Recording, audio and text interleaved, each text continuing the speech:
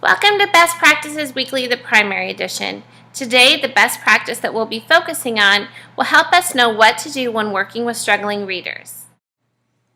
So we'll look today at part 2 of what really matters when working with struggling readers, which is from the Reading Teacher April 2013 edition.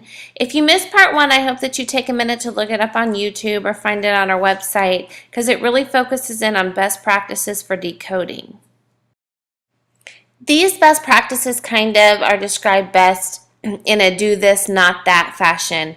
So when Allington looked at all the research, he said that a lot of times teachers and school districts work really tightly on fidelity to a program or a packaged curriculum, and that any commercial program is not going to guarantee productive reading achievement, but that really the critical factor in reading achievement in struggling readers is teacher expertise.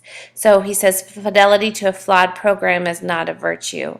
So I think as primary teachers we can be careful and know that really what makes programs great is the carrying out by expert teachers. Which leads us to his next point, that we can't think that paraprofessionals or a parent volunteer can replace expert teaching when working with struggling readers.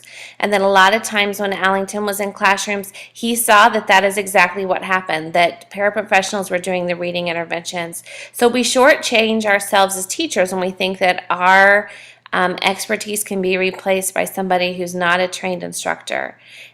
He makes a very clear case that research shows that expert teaching matters when developing struggling readers.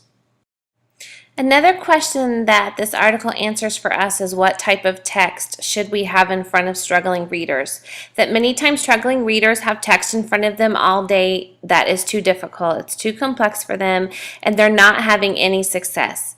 And so research finds that we need to give struggling readers books where they have 98 to 100% accuracy and precision. So we need to engage them in text where our reading is high. Translate that into an application best practice for your classroom. To me, that means we have to know the reading level of our struggling readers, and we have to track that reading level throughout the year so that when they have a growth spurt, we can get that higher level text in front of them where their 98 and 100% accuracy looks different. So it's something we need to keep an eye on, especially in our struggling readers, looking for those growth spurts and making sure that they have some kind of book in front of them every day that we know is going to engage them in successful reading. Next up on our do this, not that list is engaging struggling readers in actually independent reading. We know that better readers spend more time engaged in reading, but for some reason, as classroom teachers, and maybe it's because that's the way that it's packaged for us, we involve struggling readers in more tedious tasks than actually making sure that they're engaged in reading. So we can change our instructional plan to make sure that they are spending more time reading than doing tasks involving worksheets or phonics or word hunts or crossword puzzles, that they actually need to spend that time engaged in books. Which really leads into our next point, that struggling readers don't need more worksheets that require them to do little reading, but they also need us to design, they actually need us to design lessons that provide opportunities for them to actually read. He says there's evidence that poor readers do more work on skills in isolation than good readers do, and good readers have more work integrated with a great reading activity.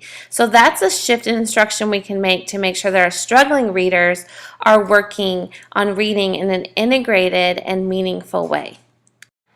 And finally on our do this, not that list is oral reading, otherwise known as round robin reading.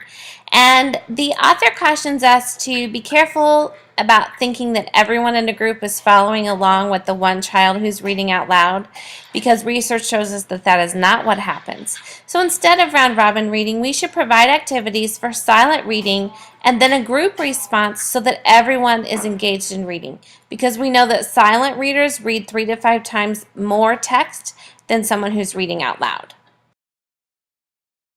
I really love all the best practices tips we can take out of this article and take straight back into our classroom and put into action. If you try anything out that we talked about today or in part 1 of this article, please let us know on our website or on our Facebook page how it's working for you. Thanks for joining us today.